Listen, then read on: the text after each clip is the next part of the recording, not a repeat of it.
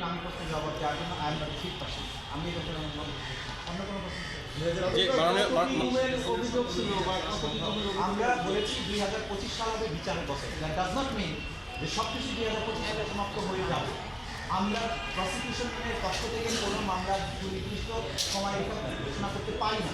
আমরা যেটা পারি আশাবাদ ব্যক্ত করতে পারি, আমাদের তদন্ত সংস্থা দিনরাত কাজ করছেন, আমাদের প্রসিকিউশন দিনরাত কাজ করছেন, জাতি বিচারের জন্য অপেক্ষা করছে, কিন্তু বিচারের অপেক্ষার জন্য আমাদের উপর কোনো চাপ নেই। আপনাদেরকে একটু ক্লিয়ার করে বলি যে আমাদের উপর কোনো চাপ নেই, আমরা স্বাধীন এবং নিরপেক্ষভাবে কাজ করছি। এই বিচারটাকে সুস্থ করার জন্য যতদিন সময় প্রয়োজন ততটুকুই সময় নেব, একদিনও বেশি নেওয়া হবে। তবে আপনাদেরকে আগেও যেটা বলেছি যে আমরা চাই সম্ভাব্য দ্রুততম সময়ের মধ্যে এই সীমাহীন যে বর্বর অপরাধ সেগুলো বিচার সমাপ্ত হবে। 2025 সাল আমাদের টার্গেট। তার মানে এই নয় যে সমস্ত আইন ভঙ্গ করে একটা নির্দিষ্ট সময়ের মধ্যে আমরা দৌড় করে একটা কিছু করবো, তা নয়। নিরপেক্ষ সুস্থভাবেই হবে, কিন্তু একদিনও ডিলে করা হবে, এটা আপনাদেরকে আমরা অভিযোগ আমাদের কাছে তো অনেক অভিযোগ এসেছে, সবগুলোকে একসাথে করে মোটামুটি আমরা একটা মামলা একসাথে যাই।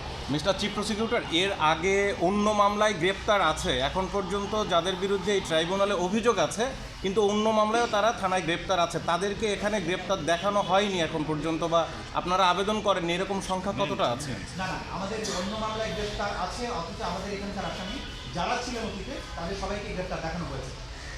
টুকটাক দু একজন বাকি থাকতে পারে, এটা আমরা একটু ক্রস চেক করে দেখবো। যখনই আমরা জানতে পারছি যে আমাদের এখান থেকে যাদের বিরুদ্ধে করানো জারি হয়েছে তারা অন্য কোনো মামলায় গ্রেপ্তার আছেন, অথচ আমাদের মামলায় গ্রেপ্তার দেখানো হয়নি, আমরা ইনফরমেশন পাওয়া মাত্রই তাদেরকে এখানে গ্রেপ্তার দেখানোর ব্যবস্থা করার জন্য কোর্টের কাছে আবেদন করছি, যেহেতু গ্রেপ্তারি পরোয়ানা তাদের অলরেডি আছে। সুতরাং আমার জানা মতে এখন পর্যন্ত এরকম কেউ নেই যাদের বিরুদ্ধে গ্রেপ্তারি পরোয়ানা আছে অথচ জেলে থাকার পরে তাকে ফোনে অ্যারেস্টেড করা হয়, এরকম নাই।